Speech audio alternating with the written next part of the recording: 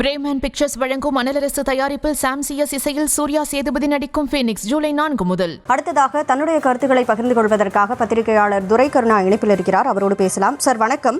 தாவேகாவுடைய செயற்குழு கூட்டத்தில் அந்த கட்சியுடைய தலைவர் விஜய் பேசினது இப்போ பேசு பொருளாக இருக்குது. இந்த நிலைமையில் தாவேகா தலைமையில் கூட்டணி, அந்த கட்சியுடைய முதலமைச்சர் வேட்பாளர் அந்த கட்சியுடைய தலைவர் தான் அப்படின்னு அதிகாரப்பூர்வமாக அறிவிச்சிருக்கிறாங்க. அது எந்த அளவுக்கு சாத்தியம்னு பார்க்குறீங்க?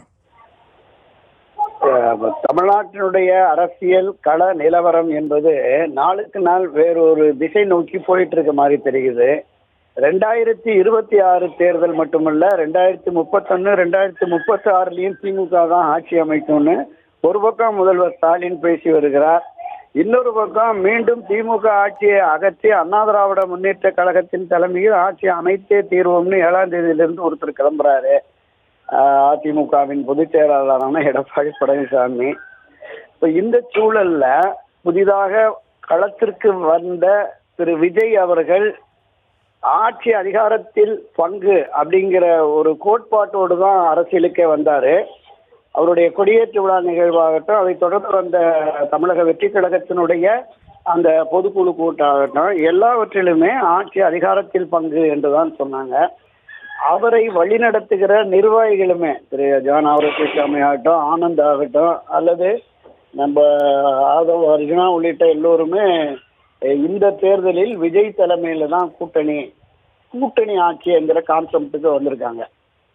இது எந்த அளவிற்கு தமிழக தேர்தல் அரசியல் களத்தில் சாத்தியம் என்பதை நாம பார்க்கணும். இந்த கூட்டணி ஆட்சி 3வது அணி என்பது தமிழகத்தில் ஒருபோதும் வெற்றிக்கான அணியாக வந்ததில்லை அப்படிங்கிறதான் வரலாறு. 1967 பேரறிஞர் அண்ணா முரண்பட்ட பல கட்சிகளை சேர்த்து ஒரு கூட்டணி அமைத்தாலும் தனித்து தான் திமுக ஆட்சி அமைந்தது. 1980 கூட்டணி ஆட்சிங்கிற கான்செப்டோட திமுக காங்கிரஸ் ரெண்டுமே 50-50 சீட் ஷேரிங் போட்டு களத்துக்கு வந்தாங்க. அதை தினம் முதலமைச்சராக இருந்த தலைவர் எம்ஜிஆருடைய ஆட்சியை 2 ஆண்டுகளுக்கு முன்பே கலைத்து விட்டு தேர்தலை எதிர்கொண்டார்கள். அவர்களால் வெற்றி பெற முடியவில்லை. மீண்டும் புரட்சித் தலைவர் எம்ஜிஆர் அவர்களே ஆட்சி அதிகாரத்திற்கு வரக்கூடிய சூழல் இருந்தது.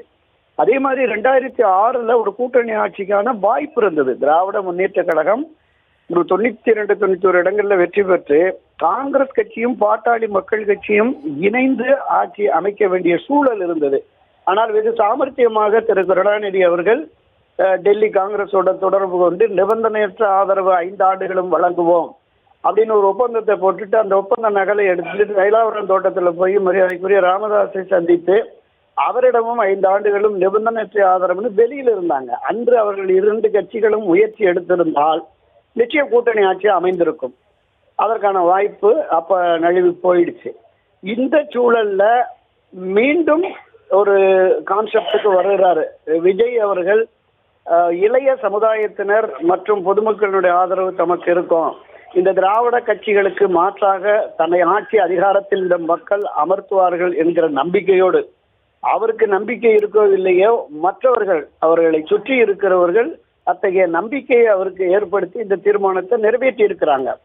நம்ம ஏற்கனவே பார்த்தோம், ஒரு முறை 2006 என்று கருதுகிறேன், 6 கட்சி கூட்டணி இந்த மாற்றாக திமுக அதிமுகவுக்கு மாற்றாக மரியாதைக்குரிய மறைந்த கேப்டன் விஜயகாந்த் தலைமையில் ஒரு அணி போட்டாங்க. மதிமுக, தமாக, தேமுதிக, சிபிஐ, சிபிஎம், விசிக போன்ற கட்சிகளெல்லாம் களத்துக்கு வந்து ஒரு இடங்கள்ல கூட வெற்றி பெறவில்லை என்பதை நடிகர் விஜய் அவர்களும் அவரை சார்ந்தவர்களும் உணர வேண்டும். ஏதாவது ஒரு அரசியல் கட்சி திராவிட முன்னேற்ற கழக அணியிலோ அல்லது அண்ணா திராவிட முன்னேற்ற கழக அணியிலோ இணைந்தால் மட்டுமே தமிழக வெற்றி கழகம் ஒரு கணிசமான இடங்களை பெற முடியும் என்பதுதான் கள யதார்த்தம். நம்ம நடிகர் விஜயகாந்தே எடுத்துக்குவோம். அவர் தனித்து நின்ற போது ஒரே ஒரு இடங்கள்ல விருதாச்சலம் தொகுதியில் அவர் மட்டுமே வெற்றி பெற முடிந்தது. அண்ணா திராவிட முன்னேற்ற கழகத்தோடு அணி சேர்ந்து சுமார் 40க்கும் மேற்பட்ட தொகுதியில் நின்று 29 இடங்களில் வெற்றி பெற்று பிரதான எதிர்க்கட்சி என்கிற அந்தஸ்தை அவரால் பெற முடிந்தது. அதுதான் தமிழகத்தின் அரசியல் கள யதார்த்தம்.